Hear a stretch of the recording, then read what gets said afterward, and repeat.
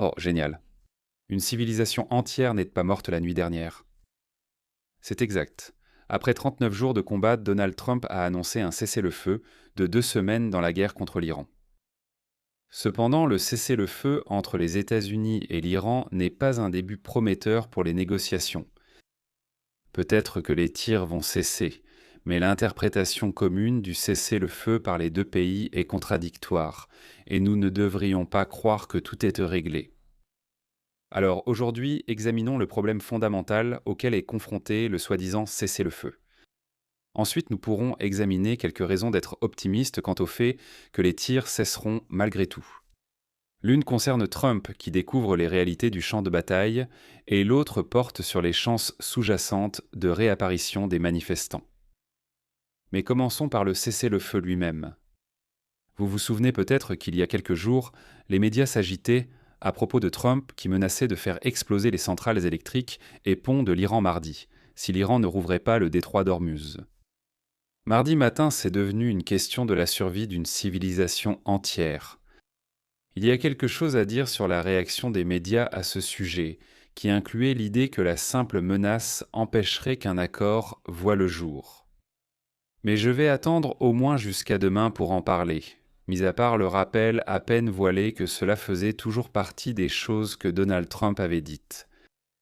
Eh bien, figurez-vous que, apparemment, cela n'a pas rendu un accord impossible. En effet, tout cela s'est arrêté, du moins pour l'instant.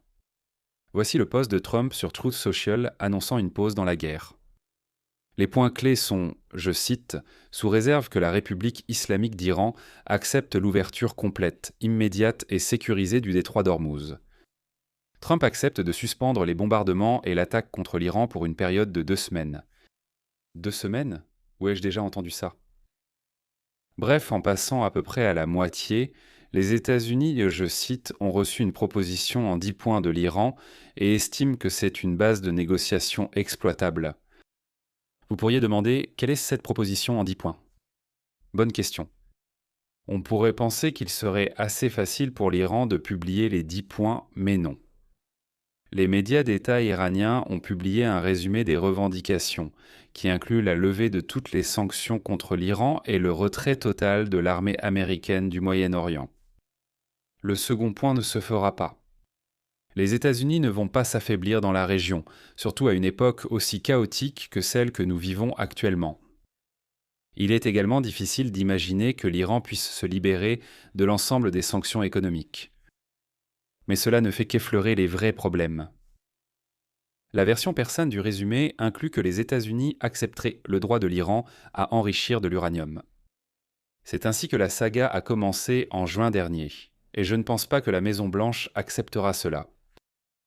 D'un point de vue tactique, il est difficile de comprendre comment l'Iran compte construire de nouveaux sites d'enrichissement, alors que ses défenses aériennes ont fortement diminué en 6 semaines. Et non, abattre un F-15 ne change rien à cela. Pas quand des bombardiers furtifs B-2 pourraient de toute façon accomplir cette mission. Mais le plus gros problème, c'est que les 10 points de l'Iran incluent le maintien du contrôle iranien sur le détroit d'Ormuz, précisément la condition sur laquelle reposait le cessez-le-feu. C'est totalement inacceptable pour les États-Unis. Et même si quelque chose de bizarre se produisait, si Trump l'acceptait lui-même, peut-être parce qu'il veut laisser le problème à l'Europe, il est difficile de croire que cela serait maintenu par un futur président américain. À l'heure actuelle, l'Iran facture 2 millions de dollars comme péage pour tout navire sortant du détroit. Peu de gens acceptent l'offre de Téhéran, mais il y en a quelques-uns. Si cela devenait la nouvelle norme après la fin de la guerre et que le trafic reprenait sa fréquence habituelle, l'Iran percevrait environ 65 de ses frais par jour. Sur une année, cela représente 47 milliards de dollars. À titre de comparaison, le PIB de l'Iran est de 375 milliards. Maintenant, ce calcul approximatif surestime probablement les frais que l'Iran pourrait percevoir. Par exemple, on peut imaginer que les pétroliers remplis de pétrole iranien seraient exemptés. Le trafic ne redeviendrait pas entièrement normal, car les pétroliers moins rentables iraient ailleurs pour leurs activités.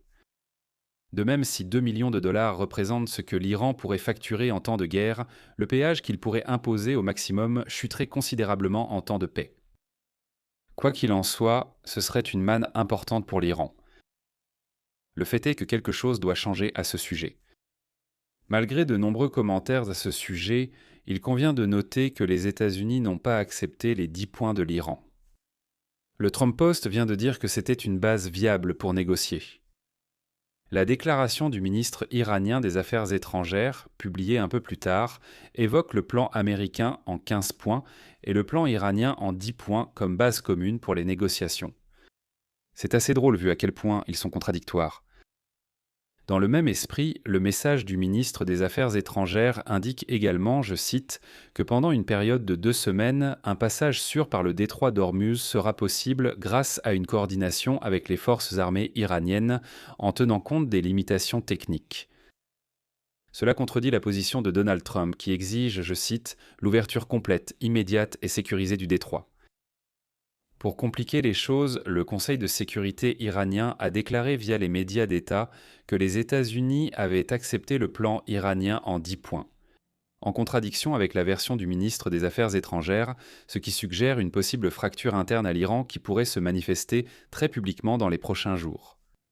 Cela a en fait déjà commencé du côté de Trump, puisqu'il conteste l'authenticité du message du Conseil de sécurité iranien, ce qui pourrait indiquer que les États-Unis ne reconnaissent qu'une partie du gouvernement iranien comme ayant le droit de négocier. Et pour compliquer encore davantage la situation, les médias d'État iraniens ont publié séparément une autre déclaration, affirmant que l'Iran et Oman factureront conjointement le passage par le détroit pendant le cessez-le-feu. Encore une fois, cela va à l'encontre de l'ouverture complète, immédiate et sécurisée du détroit. Tout cela ignore que l'ouverture du détroit ne dépend pas d'une déclaration d'ouverture par l'une ou l'autre partie. Cela dépend si les compagnies maritimes estiment que leurs navires sont en sécurité lorsqu'ils traversent la zone. C'est quelque chose qu'il nous faudra attendre de voir. Dernière remarque sur les cessez-le-feu. 2 semaines, ce n'est guère suffisant pour tout régler. L'écart moyen entre le début d'un cessez-le-feu et la conclusion d'un accord final est d'environ 10 mois, et il reste de 4 mois, même si l'on retire les cas exceptionnels historiques. Ainsi, je considère ces 2 semaines davantage comme une période d'apaisement. Elle sera soit renouvelée dans 2 semaines, soit une guerre reprendra. Il serait historiquement rare qu'un accord finalisé soit mis en place d'ici là. D'accord, tout cela semble être une interprétation négative du cessez-le-feu. Alors passons à quelques points qui pourraient vous rendre optimiste quant au fait que cela puisse finir par tenir. Rappelez-vous, la guerre résulte d'un échec de négociation. Combattre coûte cher, et cela donne donc à chaque camp une incitation à négocier un règlement conforme à l'issue attendue de la guerre, mais qui ne coûte rien à aucun des 2 camps. Pour expliquer pourquoi les guerres cessent, il faut d'abord comprendre pourquoi les parties n'ont pas trouvé d'accord négocié. Ensuite, nous devons expliquer comment le combat a permis, entre-temps, de lever l'obstacle aux négociations. Eh bien justement hier, il y avait un long article du New York Times à propos de la décision finale de Trump de déclencher la guerre. Je veux m'en tenir à un récit général de ce qui s'est passé et de son lien avec la possible fin de la guerre, même si nous aborderons l'histoire plus longue plus tard. Le 11 février, le Premier ministre israélien Benjamin Netanyahou s'est rendu à la Maison-Blanche pour expliquer pourquoi les États-Unis gagneront à déclencher une guerre contre l'Iran. L'idée principale était que le changement de régime et la destruction de la capacité militaire iranienne aient été réalisables.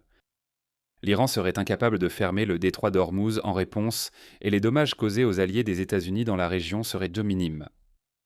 Vous vous souvenez peut-être que Donald Trump voulait lancer les frappes en janvier, mais les alliés régionaux ont demandé d'attendre pour renforcer les défenses. Il obtenait désormais le feu vert des partenaires régionaux pour agir.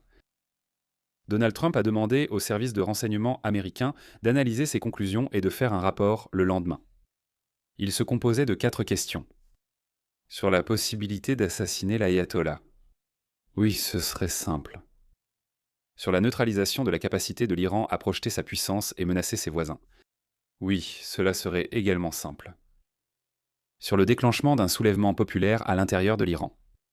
C'était une possibilité, mais il n'y avait aucun moyen de la garantir, et cela ne devait pas être un objectif direct de la guerre. Sur le lancement d'un changement de régime à grande échelle. Encore une fois, c'était une possibilité, mais c'était peu probable, et cela ne devait pas être un objectif direct de la guerre. Personne ne pensait à tort que l'évaluation d'Israël était exacte, du moins du côté du cabinet. Le directeur de la CIA, John Ratcliffe, l'a qualifié de farce. Dans son rôle de conseiller à la sécurité nationale, Marco Rubio l'a décrit comme un synonyme de excrément de taureau. Désolé Marco, mais c'est une émission familiale sur la guerre. Si vous voyez le débat à la Maison-Blanche comme la façon de décider face à l'incertitude persistante, divers acteurs proposaient des avis différents sur la meilleure stratégie à adopter. Quelqu'un comme le vice-président J.D. Vance, qui n'accorde pas beaucoup d'importance aux conséquences internationales, dirait que la guerre ne vaut pas le risque, et c'était effectivement sa position. Mais quelqu'un comme Trump, avec des tendances plus bellicistes malgré le fait d'avoir mené sa campagne présidentielle sur une plateforme de néo-isolationnisme, pourrait regarder la même information et décider de se battre. Le fait que le risque en vaille la peine dépend de la valeur que vous accordez au gain. Dans tous les cas, ce qui peut mettre fin à la guerre, c'est une clarification sur ce que la guerre produirait réellement. L'Iran rejette les demandes initiales des États-Unis, car le gouvernement de la République islamique estime qu'il peut obtenir mieux que ce que suggère la meilleure évaluation du renseignement américain. Les parties s'affrontent un moment, puis trouvent un accord quand les services de renseignement américains actualisent ces informations et revoient ces attentes à la baisse, comme le pensait le gouvernement iranien. C'est une raison d'être optimiste quant à la possibilité qu'un cessez-le-feu se transforme en un règlement à long terme, et si ce n'est pas celui-ci, alors un peu plus tard. Parallèlement, il existe une seconde perspective qui constitue également une raison d'optimisme. Rappelez-vous que la communauté du renseignement pensait qu'un changement de régime était possible au début de la guerre, même si ce n'était pas un résultat probable. Je pense qu'il y a une tentation de rejeter cela comme facteur de motivation de la guerre sur la base de cette évaluation, mais ce n'est pas ainsi que fonctionnent ces calculs. Le fait que des manifestations populaires étaient possibles, disons même avec une probabilité de 25% ou légèrement inférieure, a tout de même un impact significatif sur ce que les États-Unis pouvaient espérer accomplir pendant la guerre. Et même si la probabilité réelle était bien plus faible que cela, disons 10%, elle n'était peut-être que de 10%, parce que le gouvernement iranien devait déployer tant d'efforts pour réprimer les mouvements de protestation. Cela, à son tour, a affaibli l'Iran face à une attaque des États-Unis. Mais le problème principal, c'est que la probabilité sous-jacente que les manifestants renversent le gouvernement était éphémère, et donc le pouvoir de coercition des États-Unis allait diminuer avec le temps. Cela l'emporte sur l'attrait de négocier un accord pour éviter les coûts de la guerre.